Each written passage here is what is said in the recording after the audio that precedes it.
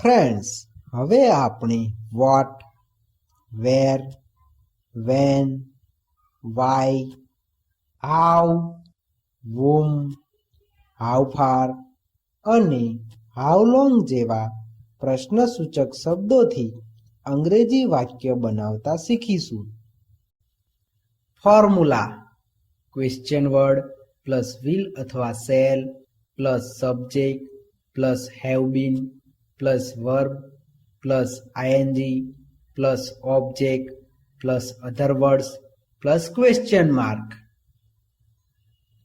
Example: 1. Raju 2 કલાક સુધી શું લખી રહ્યો હશે?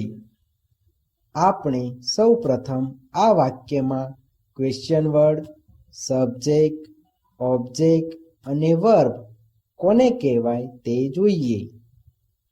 આ વાક્યમાં શું ક્વેશ્ચન વર્ડ છે, રાજુ સબ્જેક્ટ છે, લખવું વર્બ છે અને આ વાક્યમાં ઓબ્જેક્ટ આપ્યો નથી. હવે આપણે ફોર્મ્યુલા પ્રમાણે આ વાક્યનું અંગ્રેજી વાક્ય બનાવતા શીખીશું. ક્વેશ્ચન વર્ડ એટલે કે શું. શુંનું અંગ્રેજી વોટ થાય છે. વિલ અથવા શેલ, આ વાક્યમાં સબ્જેક્ટ તરીકે રાજુ આપેલું છે અને રાજુનું અંગ્રેજી રાજુ થાય છે અને રાજુ એની નેમ હોવાથી રાજુ સાથે વિલ આવે છે. સહાયકારક ક્રિયાપદ એટલે કે હેવ બીનનું હેવ બીન. વર્બ એટલે કે લખવું. લખવુંનું અંગ્રેજી રાઇટ થાય છે. પરંતુ કન્ટિન્યુઅસ પરફેક્ટ ફ્યુચર ટેન્સના એક્ટિવ વોઇસના વાક્યોમાં ક્રિયાપદના મૂળ રૂપને આઈએનજી પ્રત્યે લાગતો હોવાથી રાઇટનું રાઇટિંગ થાય છે. આ વાક્યમાં ઓબ્જેક્ટ આપ્યો નથી. અધર વર્ડ્સ એટલે કે 2 કલાક સુધી. 2 કલાક સુધીનું અંગ્રેજી ટીલ 2 અવર્સ થાય છે. આ ઇન્ટ્રોગેટિવ વાક્ય હોવાથી વાક્યની પાછળ ક્વેશ્ચન માર્ક આવે છે. આમ આ વાક્યનું અંગ્રેજી what will Raju have been waiting till 2 hours એવું થાય છે. 2. ભરત 3 દિવસ સુધી અમદાવાદમાં ક્યાં રોકાયો હશે? આપણે સૌ પ્રથમ આ વાક્યમાં ક્વેશ્ચન વર્ડ, સબ્જેક્ટ, ઓબ્જેક્ટ અને વર્બ કોને કહેવાય તે જોઈએ.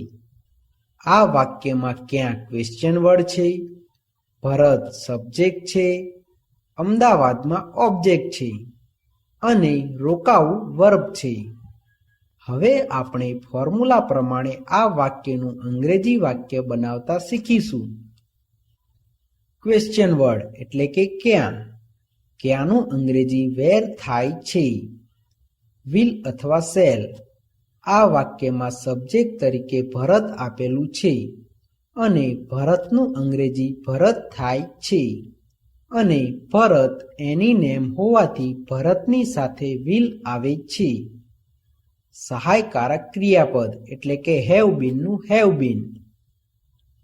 વર્બ એટલે કે રોકાવું.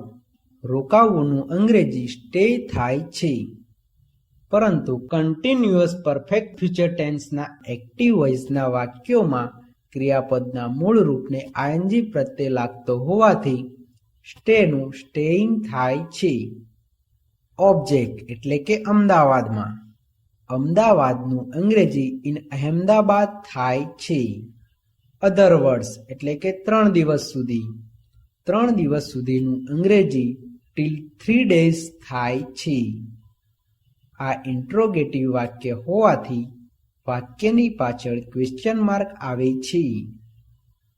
આમ આ વાક્યનું અંગ્રેજી where will Bharat have been staying in Ahmedabad till 3 days એવું થાય છે.